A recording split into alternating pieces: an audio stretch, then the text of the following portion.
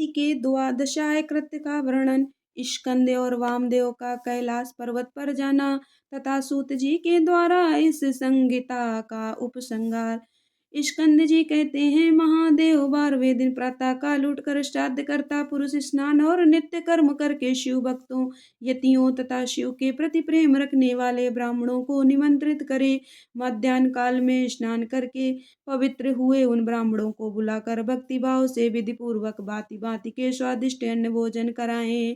फिर महेश्वर के निकट बिठाकर पंचावरण पद्धति से उनका पूजन करें। तत्पश्चात मौन भाव से प्राणायाम करके देश काल आदि के कीर्तन पूर्वक महान संकल्प की प्रणाली के अनुसार संकल्प करते हुए अस्मद गुरु पूजा करिष्ये, मैं अपने गुरु की यहाँ पूजा करूंगा, ऐसा कहकर कुशों का स्पर्श करें।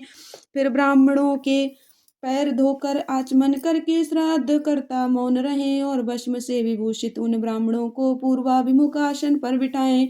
वहां सदाशिव आदि के क्रम से उन्हें 8 ब्राह्मणों का बड़े आदर के साथ चिंतन करें, अर्थात उन्हें सदाशिव आदि का स्वरूप माने। मुने अन्य 4 ब्राह्मणों का भी 4 गुरुओं के रूप में चिंतन करें। चारों गुरु ये हैं, गुरु परम गुरु, परमात्म पर गुरु और परमेष्टि गुरु। परमेष्टि गुरु का उनमें उमा सहित महेश्वर की भावना करते हुए चिंतन करें। अपने गुरु का नाम लेकर ध्यान करें। उन सब के लिए इदमाशनम, ऐसा कहकर पृथक पृथक आसन रखें। आदि में प्रणव, बीच में द्वितीयांत गुरु तथा अंत में आवाहयामि नमः बोलकर आवाहन करें। यथा ओम अमुक नामानम गुरुम आवाहयामि नमः, ओम परम गुरुम आवाहयामि नमः, ओम परमात्म पर गुरुम आवाहयामि नमः, ओम परमेष्टिक गुरुम आवाहयामि नमः। इस प्रकार आह्वान करके अर्घोदक अर्घ्य में रखे हुए जल से पाद्य आचमने और अर्घ निवेदन करें। फिर वस्त्र गंधे और अक्षत देकर ओम गुरुवे नमः इत्यादि रूप से गुरुओं को तथा ओम सदाशिवाय नमः इत्यादि रूप से 8 नामों के उच्चारण पूर्वक 8 अन्य ब्राह्मणों को सुगंधित फूलों से अलंकृत करें। तत्पश्चात धूप दीप देकर कृतमिदम सकलमाराधनम संपूर्णमस्तु की गई। यह सारी आराधना पूर्ण रूप से सकल हो, ऐसा कहकर खड़ा हो नमस्कार करें। इसके बाद केले के पत्तों को पात्र रूप में बिछाकर जल से शुद्ध करके उन पर शुद्ध अन्न, खीर, पुआ, दालें और साग आदि व्यंजन परोस कर केले के फल, नारियल और गुड़ भी रखें।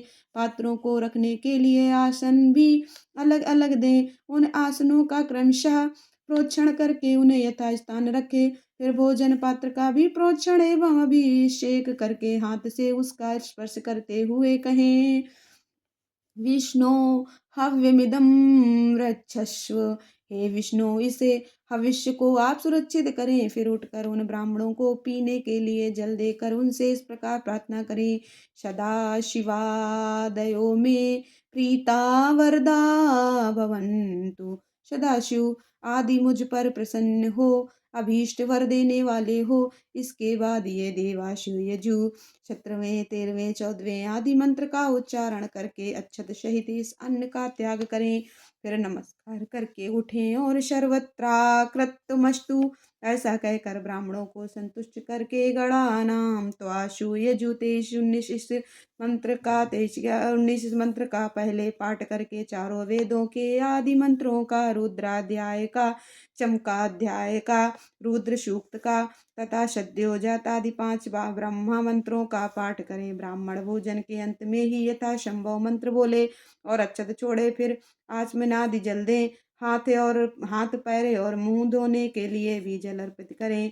आचमन के पश्चात सब ब्राह्मणों को सुखपूर्वक आसनों पर बिठाकर शुद्ध जल देने के अनंतर मुख शुद्धि के लिए यथोचित कपूर आदि से युक्त तांबूल अर्पित करें। फिर दक्षिणा, चरण, पादुका, आसन, छाता, व्यजन, चौकी और बांस की छड़ी देकर परिक्रमा और नमस्कार के द्वारा उन ब्राह्मणों को संतुष्ट करें तथा उनसे आशीर्वाद लें। पुनः प्रणाम करके गुरु के प्रति अविचल भक्ति के लिए प्रार्थना करें। तत्पश्चात विसर्जन की भावना से कहें, सदा शिवादया प्रीता यथा सुखम गच्छन्तु। सदा शिव आदि संतुष्ट हो सुखपूर्वक यहाँ से पधारें। इस प्रकार विदा करके दरवाजे तक उनके पीछे पीछे जाएं, फिर उनके रोकने पर आगे न जाकर लौटे आएं। लौट कर द्वार पर बैठे हुए ब्राह्मणों, बंधुजनों, दीनों और अनाथों के साथ स्वयं भी भोजन करके सुखपूर्वक रहे। ऐसा करने से उसमें कहीं भी विकृति नहीं हो सकती। यह सब सत्य है और बारंबार सत्य है। इस प्रकार प्रतिवर्ष गुरु की उत्तम आराधना करने वाला शिष्य इस लोक में महान भोगों का उपभोग करके अंत में शिवलोक को प्राप्त कर लेता है। मुने, यह साक्षात भगवान शिव का कहा हुआ उत्तम रहस्य है, जो वेदांत के सिद्धांत से निश्चित किया गया है। तुमने मुझसे जो कुछ सुना है उसे विद्वान पुरुष तुम्हारा ही मत कहेंगे। अतः यदि इसी मार्ग से चलकर शिवोऽहमस्मि, मैं शिव हूँ, इस रूप में आत्मस्वरूप शिव की भावना करता हुआ शिव रूप हो जाता है। सूत जी कहते हैं, इस प्रकार मुनीश्वर वामदेव को उपदेश देकर दिव्य ज्ञान दाता गुरुदेवेश्वर कार्तिकेय पिता माता के सर्वदेव वंदित चरणाविंदों का चिंतन करते हुए उनके अनेक शिखरों से आवृत शोभाशाली एवं परम आश्चर्यमय कैलाश शिखर को चले गए।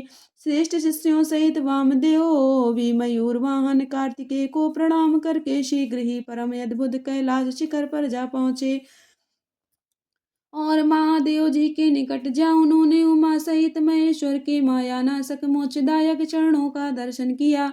फिर भक्ति भाव से अपना सारा अंग भगवान शिव को समर्पित करके वे शरीर की सुधि भुलाकर उनके निकट दंड की भांति पड़ गए और बारंबार उठ उठ कर नमस्कार करने लगे।